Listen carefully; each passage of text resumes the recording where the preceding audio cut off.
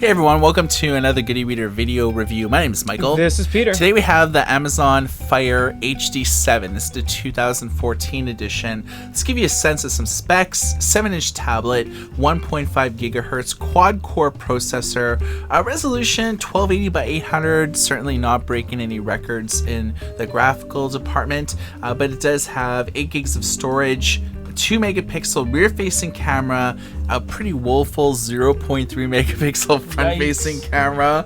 Yeah, I mean, it's doing the job. Specs are all well and fine on paper, but how does this tablet perform in real world conditions? How do audiobooks sound? How does manga and newspapers and ebooks look? That's what we're going to check out today. Peter, give us the 360. This is the back of the device. We have a nice Amazon logoing with piano black insert. We have the camera on the back. Stereo speakers up top on this beveled edge. Gives a little bit of a design. We have volume on the left.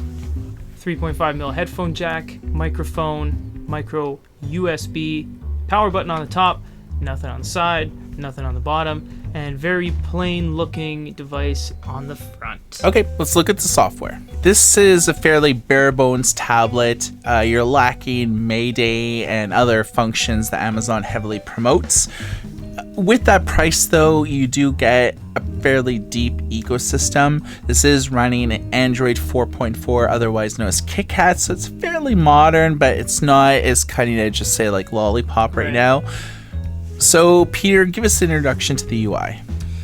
If you want the standard Android experience, this might be a little bit more familiar for you. Little gridded layout of apps. Otherwise, you're stuck with this carousel. Everything you open will show up here until you press and hold to remove it from the carousel. You also have the top banner that moves, shop, games, apps, books, etc., all the way down to docs. Like any Android device and most operating systems, you have a drop down at the top. Everything here is preloaded, you can't change it. Help, quiet time, etc. And then you have settings. Settings is once again skinned, so it's not the standard experience. So Amazon has different names for certain things, so it might not be as familiar to you as standard Android. Quiet time is a feature that Peter mentioned. It basically will just disable notifications, emails, prompts, in-game things in order for you to be able to read effectively and not get this types of tablet distractions as you may get like on an iPad or something like that. Let's take a look at the ebook experience. Gonna go to books. Here is The World Set Free. It's a public domain free book. This is pretty much instant loaded because it's a very small file. If you press the center, you get ways to change the text. None of this says what it does, so you just kind of have to figure it out. Text down, text up. We'll just go to the biggest possible text real quick. So this is what it looks like. Pause the video if you think that will be a suitable enough size. We have different styles of screen. Seafoam. Great. This green always cracks me up. Tan or sepia, black on white. If anybody prefers to read with a green seafoam background, drop a comment below because I am going on a limb here and saying no sane person in the world will read with a green background. Why green? It could have been any color. Why this weird puke green?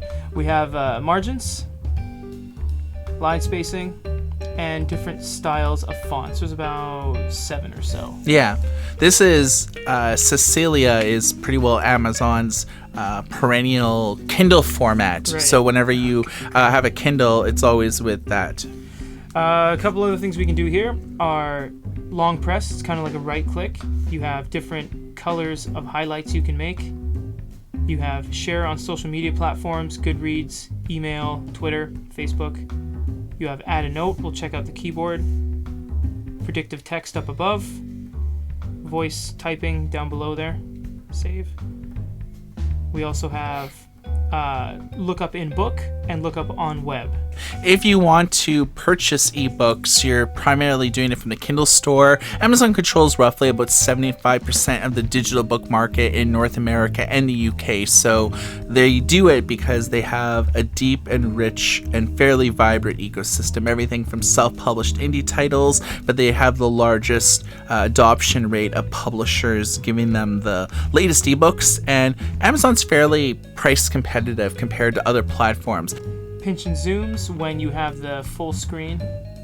So we'll just leave you here for a sec. Once again, you pause the video and check out that quality. Yeah, it's not too bad. Pinch and zoom out. We get to something with more panels here. You can double tap, goes into guided view. So it goes panel by panel, and that allows you to not have the distractions of looking at everything else. Yeah, panel view I find is pretty good for landscape, but not fairly effective for portrait mode. It's very rare to find a good picture that will fit portrait. You'd need the whole thing, basically. Yeah. Maybe one of these. That's a little bit better. Or maybe the next one or there whatever. You go, yeah. Huh. Oh, that's great. Yeah, totally. We have page view. It's kind of like a table of contents, something you don't get on a real comic book, a thumbnail description of what the next page is going to be, and then a couple settings here for letterboxing, page on enter, and all that kind of stuff. Transitions. Fit the width. Okay, so when it comes to downloading apps, Amazon does have their quintessential app store here. One of the cool things about the Fire line of tablets is that you can actually sideload in your own apps as well. Absolutely. So we have our Goody Reader app store loaded on here, but if Amazon doesn't have Zinio, for instance, and you like buying magazines, or if you don't like to download newspapers from Press Reader or something like that, you have to use the third-party app market, because Amazon, everything's laid out effectively, but just like their selection lacks anything that really competes against Amazon's core market. You're not going to find here. Right. We're only going to look at some manga here with Manga Rock. So this is a free app. I believe it's on the Goody Reader app store, not on Amazon, but it's for people that really like manga, this is a really good app to use because it taps into a number of like free sources, and you're actually churning pages like an ebook as opposed to like left to right. The American way. Yeah. So, of course, you can pinch and zoom. You can kind of get all of your different settings that you saw up here. Oops. It's kind of hidden from the UI a little bit. It's a small touch box. Yeah, so reading mode, you can change the reading direction. So if you don't like doing it the American way, you can change it to the more conventional manga way. Auto lock, zoom, different brightness levels. Not a ton of options, but enough. Yeah, totally. Yeah. Amazon perhaps has the largest audiobook selection in the world via their Audible system, but it's simply titled Audiobooks. And when you purchase an audiobook, this is the interface that you see. You can adjust the speed in which the book is read. Yep. You can actually have a timer here. So a lot of people listen to audiobooks while they're going to bed. You can make it shut off in 30 minutes or so. So you're not... doesn't read 8 hours of book while you're sleeping. Exactly. You wake up and you're like, what's going on? Yeah. I don't know this character. So we're going to just press play so you can get a sense of the speaker quality. So yeah, if I'm brutally honest, I've slept with one beautiful woman before today. And her name is... Her name is Rachel. I don't really want to talk about Rachel right now, but I'll give you a promo and you can be the judge. Look, it's been years since we dated. So you can see that it is narrated by people that are somewhat known in industries, and you can adjust the sound volume and the speed midway, so you can go all the way to 3 times speed, sounds a little bit goofy, all the way down to half speed. When it comes to newspapers, they come in the form of apps. Right. So there's no unified experience. Each newspaper will look dramatically different from like the next, but this is the Wall Street Journal, just so you can get a sense on like what the newspaper experience looks like. You can see all the apps are optimized for Amazon. You got to click on the article to actually get into it, and everything here is laid out very simply. You have just the one header image, couple. But it's actually video, so you can actually watch the video if you wanted to. Some will be embedded video, some will be images or slideshows. There's hyperlinks here you can click on and go to different websites and web results. You have some settings here.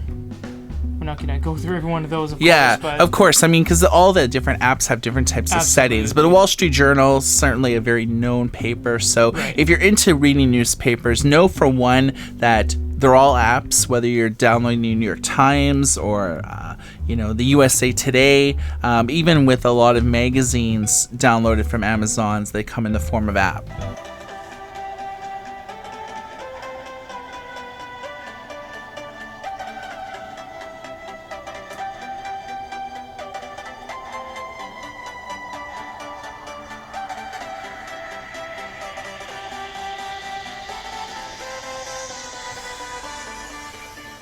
not too bad. Yeah, I mean, Amazon does a really good job with audio quality. I think Absolutely. it's because they always include 2 speakers, and I would probably say, probably without hesitation, that Amazon probably has the best audio in the business.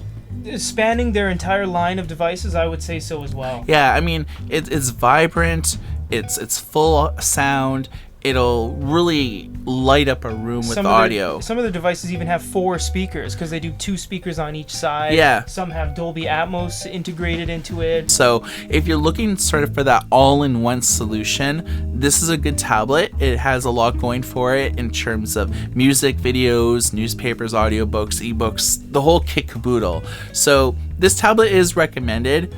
But Peter, what are your final thoughts? I agree with pretty much everything on that. I wouldn't upgrade to this over the last HDX because the HDX, although it was priced higher, it's a lot better quality overall, even though it was last generation. But we found kind of a cheat, so to speak. You can buy this device for a little over $100, like Mike said, or you could spend $40 more and buy the kids version.